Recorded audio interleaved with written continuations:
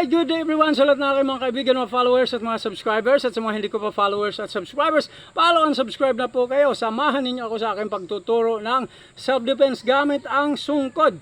Ito po ay isang uri ng mixed martial arts, kaya maganda sa umpisa pa lang. Masabayan nyo ako kasi kasama dito yung mga suntok, sipa, siko, tuhod, balikat, headbutt, mga throwing, locking, sweeping. Napakadaming aralin nito. At saka, yun, isasuggest ko sa mga baguhan, gumawa na rin kayo ng inyong mga pattern ng footworks. Okay, na ganyan. Alright? So, ito yung base. Mula dito, ang pagitan 1 foot. 1 foot kada isang mark o palatandaan. Okay, ganun siya. At mag-uumpisa na tayo sa combination ng number 6 at saka number 7. Okay? So, ito yung 1. Bam! Look! So, kabilaan na siya. And then, atras. So, ito naman, diagonal up. Diagonal up. Alright? Dito ulit. Siya. Siya.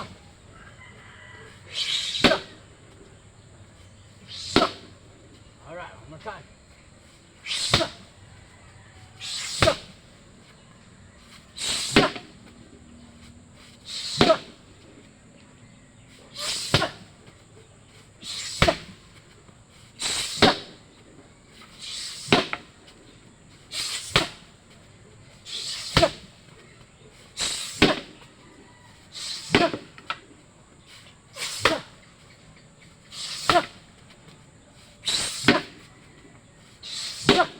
Omar.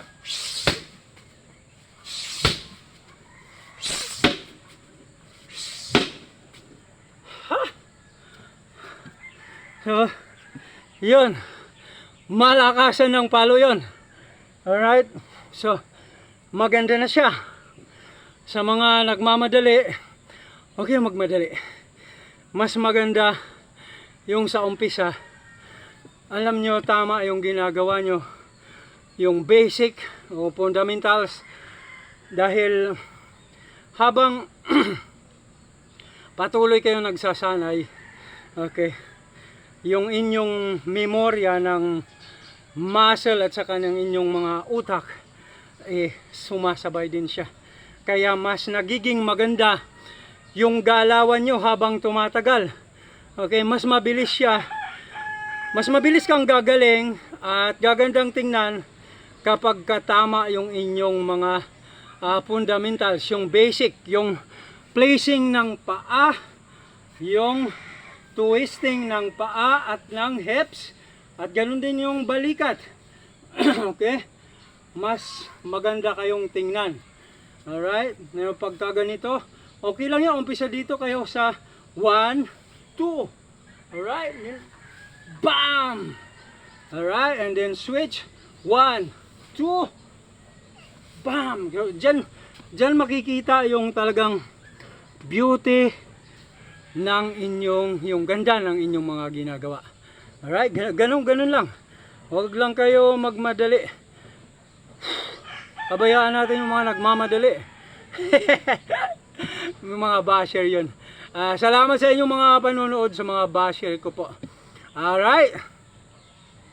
So, focus muna doon sa tamang placing ng paa at tamang twisting at tamang swing ng pamalo para sa ganon hindi kayo mukhang A1 tingnan. Kasi yung iba mayroon dyan mga halimbawa, yung iba talagang matatalas ang mga mata. Okay? Makikita nila talaga kung ikaw ay hindi pa sanay dun sa ginagawa mo, pero may sarili ka ng pangalan, ng mga tipong ganyan. Importante na i-develop mo ng i-develop yung iyong sarili, yung iyong ginagawa. Okay? Tumingin ka sa salamin kung ikaw ay nag-iensayo. Yun lang yung isang maisishare ko na sobrang napakalaki ng maitutulong. Titingnan nyo yung inyong mga galawan na pag humampas ba ako, ano ba itsura ng katawan ko, bam, kung humahawak ba ako nito, okay, mukha ba talaga ako ay master, okay, o yun, master ka lang dahil gusto mo maging master. Okay, salamat po, hanggang sa muli, pugay.